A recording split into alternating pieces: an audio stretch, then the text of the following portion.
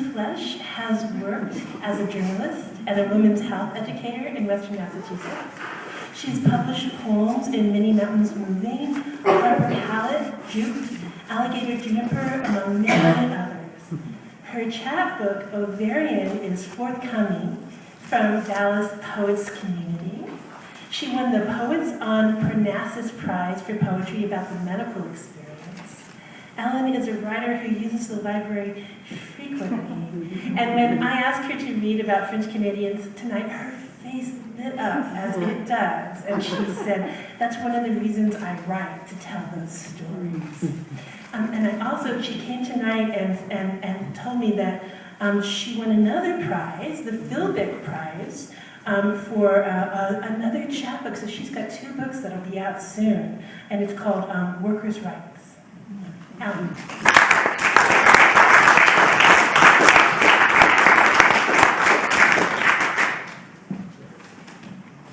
Merci beaucoup to everyone. This, as Susan said, is so intensely meaningful to me. I'm going to briefly cover 3 topics through the characters in my poetry. The first topic will be mill work and some of the injuries and hardships suffered by mill workers, including people in my family. The second will touch on the Catholic Church and our relationship to the nuns. And the third topic will be surprising, but it's baseball. Because as I was thinking about this topic, I realized that French Canadians, being in New England for so long, and so many of us, we have been the largest, most consistent supporters of the Boston Red Sox. I know there's some Yankees, I know that deal. I know about that. In fact, my uncle married a Yankee fan, and my Pepe said, how are you going to raise the children? It was a mixed marriage. And my aunt had to swear to raise the children as Red Sox fans because that's what French Canadians did. And the 86 years that the Red Sox went without a World Series really appealed to the French Canadians. And it's spring training week, so I thought that would be perfect. First poem I'm going to read is about the kind of injuries that I saw as a child that terrified me, that the people in the factories experienced. After losing his arm at the mill, Chicky Dubois goes to work as a grave digger. Chicky likes to groom the grave site before he digs. He shaves the lush grass to bone, washes the earth's skin like a surgical prep. Chicky doesn't mind the cellar smell of the hole. When he licks dust from his lips, Chicky's tongue savors the grave's cake-moist blackness.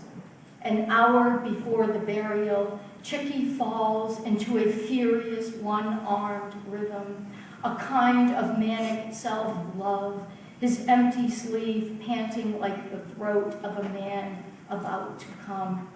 When the hearse glides quiet as a stealth missile into the cemetery, Chicky hides behind the willow tree. Widows do not want to see the grave digger, but the grave digger wants to see them. Factory women in polyester dresses and black high heels that stab his well-groomed grass, their faces stunned bloodless with the swift shock of amputation. So my dad, on my birth certificate, his occupation was listed as color boy. And from the best that I understand it, the color boy worked in the textile factory, choosing the colors and mixing the dyes. And he loved it because my dad loves color. Oh my God, he just loves color. But he would come home at night with holes in his jeans and in his t-shirts and covered and caked on color with this stench that was unbelievable. It was something like burning plastic and vinegar put together. And as I think about it now, it polluted our house and, you know, the water. And it also did a really good job polluting the rivers. And this is about a polluted river. It's called Dyeing the Child, dyeing in the sense of changing the color. Last week, the river behind the mill ran silver, a stream of liquid sterling. Today, the currents flow dull yellow. Water scuds against the rocks, a foamy scrim like potatoes boiling. The sign says, danger, no swimming, but Laura stands on the bank in a blue thrift shop bikini. Her lover doesn't want the child she's carrying. Be reasonable, Laura. You know what you have to do. Her belly is sleek, only 10 weeks gone. Eyes closed, Laura slips into the tepid dye bath. She opens her eyes. There is no life under this water but her own. Her hair undulates, slow and witchy as pond weeds. She holds her breath, floats past the jaundiced bones of a willow tree. When she climbs out, fingers scrabbling against the bank, Laura's limbs shine gold in the sun. Her footprints meander across the sidewalk, a yellow brick path toward home. So I'm going to do a slam poem. And remember, after the Twin Towers fell, then it was followed by the anthrax attacks. And I was more scared about the anthrax than the towers. It just was very scary to me. And my mom said, well, I'm not worried about anthrax. We're immune to it. You're not immune to anthrax. I was a biology major, and I was like, no, you're not immune to anthrax. She said, but we all had skin anthrax working in the textile mills, because if you worked with wool, there could be anthrax spores in it. And they didn't all have it, but it was a very common thing for people to get skin anthrax, which she theorized gave immunity. So this is called what my French-Canadian great-grandmother would have said in response to the anthrax attacks of 2001. I'm not scared of my mailbox, not worried me about no anthrax pox. We was all afraid back then, in 1910, the woolen mill was full of it. Didn't call it anthrax, wool sorting disease. You was afraid to breathe, didn't want them spores in your lungs and the pores of your skin. Got that black blister on your finger, you knew you had it. That blister could kill, wasn't no penicillin, no Cipro pill. Couldn't afford no doctor then in 1910. You soaked your fingers in kerosene, best way to keep them blisters clean. The scabs itched like hell when they healed. You hoped your friends didn't squeal. The bosses would fire you good, it was understood. We was all afraid back then in 1910. Wool sorting disease. You was afraid to breathe. Didn't want them spores in your lungs and the pores of your skin. The wool was loaded with anthrax. Them are the facts. I'm telling you, Elle, the job was hell. Better than working in the lumber yard, though. You could get sliced in half just like that. The worst way to go. That happened to your Uncle Maurice, you know. So that's the mill story. And now we're going to do a combination Catholic Church and nuns and baseball. This is based on a true story, and my husband is here, and he'll attest that it's true. Isn't this true? This is true. My mom, being this French-Canadian Red Sox fanatic, we're like my daughter's 5th generation now. She's 80-something. She wanted to see the Red Sox, and going to Fenway was too much of an ordeal. So I said, let's go to the Pawtucket Red Sox. And that's the minor league team right before they become major leaguers. And my mom was so excited because Pawtucket is another great French-Canadian mill town, and she had all these relatives that lived there. And we had to go look at all these different duplexes where different cousins had lived, and it was wonderful. So we got to the park, and it was this amazing thing. Right before the game started, you won't believe it, I couldn't believe it, but this group of nuns came out of the dugout, and they kept coming in. They just kept coming in their full robes and veils and everything, like clowns coming out of a park. And, I didn't know. And the Mother Superior was introduced. She got up and she threw out the first pitch. She did. Didn't she, John? And this woman was old, and she's in a full dress, layers and layers of robes, and she threw a split-fingered fastball right into the catcher's mitt. I was just astonished. She was wicked. She was just good. And they never said why these nuns were thus being honored. They just were. They just happened to be there on that day. And I assumed it was to thank the convent for the work that they had done in the schools and the hospitals and so on, but they didn't really say. So as a result of that, I created a character named Sister Beatrice, and her name was Sarah Sanssouci before she became a nun, and she was a French-Canadian girl from Pawtucket. So this is about that experience. Opening day. Sister Beatrice throws out the first pitch. Sister ascends the mound, quiets the organist with her palm. The catcher kneels. He needs a goddamn miracle to rise from this minor league limbo.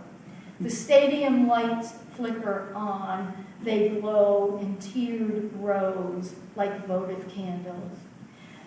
Beatrice is a sister of mercy, but her wind-up is brutal, her leg kick wicked. The faithful fans murmur to see the cool white whisper of holy underclothes. Sister's hooded head spits forward. The catcher's glove opens like a heart, contracts against the fastball's whomp and slam. His head has stopped hoping for salvation, but his heart holds on. Organ music booms against the dome. The leadoff hitter waits. 20 years since his last confession. But he crosses himself, steps hopefully to the plate. And that proves baseball is religion. So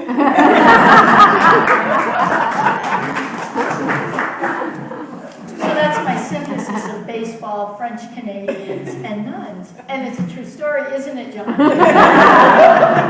mean, it's really too unbelievable, but it's a true story. So I'm going to end with sort of where we are now. And in my hometown, I'm actually from northeastern Connecticut, a very strong mill town out there. And in the town, there are abandoned mills, and one of them is so polluted that it's called a Superfund cleanup site by the EPA, and it's just very hazardous and crumbling. So this is called the abandoned mill in my hometown. There is DNA in the bones of this place, hair, spit, women's blood. The men bled too. Joe Dugas lost his finger. Chicky Dubois, his arm at the elbow. In the spinning room, Mama turned straw into gold. 9 months pregnant, she worked the bobbins that whirled faster than madly dancing dolls. The morning her womb sac split open, the birth fluid made rainbows on the floor like motor oil. In the weaving room, The looms snapped open and shut like animal traps. Cotton cloth floated from its jaws. Yards passed through Pepe's hands like Rapunzel's beautiful hair. Aunt Julia worked the day after her cobalt treatment, when she swooned against her machine, a doomed sleeping beauty, the bobbins scattered like 10 pins. Now night shrieks through the broken windows. The walls are charred to black. Squatters set fires, warm their faces in the blaze. They hear the scratch and scurry of rats, raccoons. Smack addicts sit behind the twisted looms, inject themselves with enchanted bliss. Old spindles roll across the floor like famished ribs. How are we doing time-wise? Got another 5 minutes. Okay, so we'll do one more. I gotta throw in a little more baseball. This is also semi-serious. It's about the sawmills and the types of injuries that you could suffer. It's called Joe Boudreaux Gets Ready for the Banquet, celebrating his retirement after 30 years at the sawmill. Joe shaves his face along the grain, guides the blade along the knots and whorls, the age spots. He used to love the first cut of the day, the scent of pine sap wafting from the ripsaw's bite. The beam that dented his head took away his sense of smell. Now he craves the scent of snow in his Rosemary's hair. Sex without smelling rosemary is fireworks without the color. She cheats on him, opens her perfumed thighs to a chainsaw operator named Frank. Rosemary knows, Joe knows. She sits on the edge of the tub and rubs shaving cream.